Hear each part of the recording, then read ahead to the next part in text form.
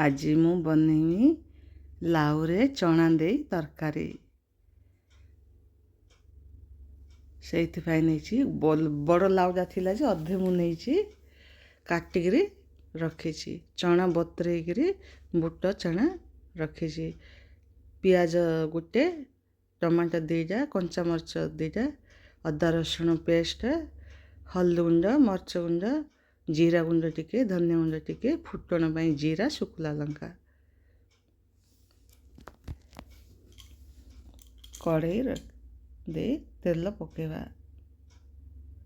ତେଲ ଗରମ ହେଇଗଲା, ଶୁଖିଲା ଲଙ୍କା ଦୁଇଟା ଦେଇ ଜିରା ଫୁଟଣ ଦେବା। ପିଆଜ ଲଙ୍କା ଟିକେ ଦେବା, ହାରି ଲଙ୍କା, ଅଦା ରସୁଣ ପେଷ୍ଟ ଦେଇ ଭଲକିରି ଭାଜିବା।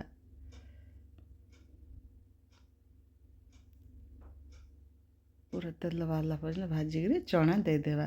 ଚଣାଟା ଆଗେ ଦେଇଦେବା, ଟିକେ ସିଝିବ ତ। ଚଣାଟା ଟିକେ ସିଝି ହେଇଗଲେ ସେଥିରେ ଲାଉ ଦେଇଦେବା।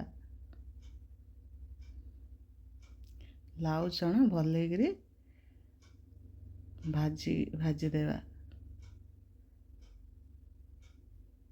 ଲୁଣ ଦେଇଦେବା, ସେଥିରେ ଲାଉରୁ ପାଣି ବାହାରିଯିବ, ଅଧେ ସିଝିଯିବ ଚଣା ଲାଉ।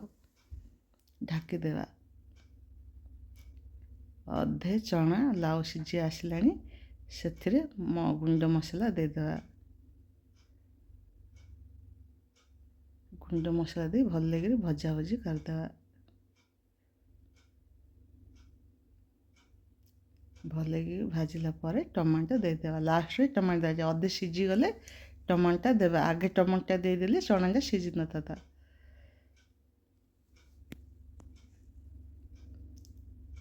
ଭଲକି ଭଜାଭଜି କରି ଟିକେ ରୁଚି ଗୋଲ୍ଡ ଗରମ ମସଲା ଦେଇଦେବା।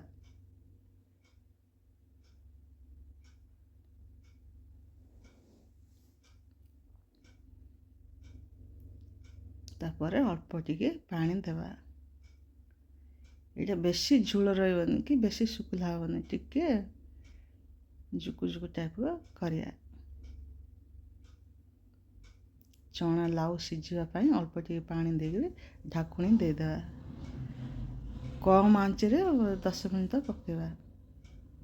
ବାସ୍ ଏବେ ହେଇଗଲା ଲାଉ ଚଣା ତରକାରୀ।